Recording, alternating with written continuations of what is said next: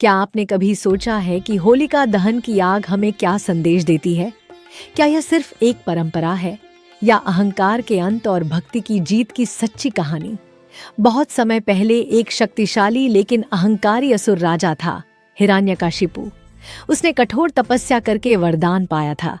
अब वह स्वयं को ही भगवान मानने लगा, लेकिन उसके अपने ही पुत्र प्रहलादा बचपन से ही विष्णु की भक्ति में लीन थे।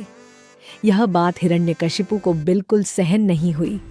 एक रात महल के अंधेरे कक्ष में हिरण्यकशिपु ने अपनी बहन होलिका को बुलाया। उसने क्रोध में कहा, प्रहलाद को किसी भी तरह समाप्त करना होगा। होलिका मुस्कुराई।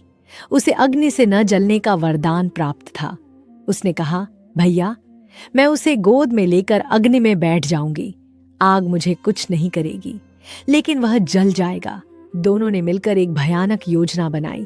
अगले दिन एक विशाल चिता तैयार की गई। होलिका अपने अग्नि रक्षक वस्त्र को ओढ़कर प्रहलाद को गोद में लेकर धधकती आग में बैठ गई।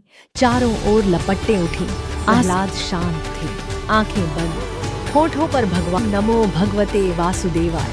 तभी अचानक एक तेज दिव्य हवा चली। होलिका का अग्नि रक्षक वस्त्र उड़कर प्रहलाद को ढक गया। अग्नि अब होलिका को घेर चुकी थी। उसके चेहरे पर घमंड की जगह भय था। अहंकार जल रहा था और कुछ ही क्षणों में होलिका अग्नि में भस्म हो गई, लेकिन प्रहलाद सुरक्षित बाहर आ गए। इस प्रकार भक्ति की जीत हुई, अहंकार का अंत हुआ और सत्य की विजय हुई। इसी घटना की स्मृति में हर वर्ष होलिका दहन मनाया जाता है। यह आग हमें याद दिलाती है, अपने भीतर के अहंकार, क्रोध और नकारात्मकता को जलाने का समय आ गया।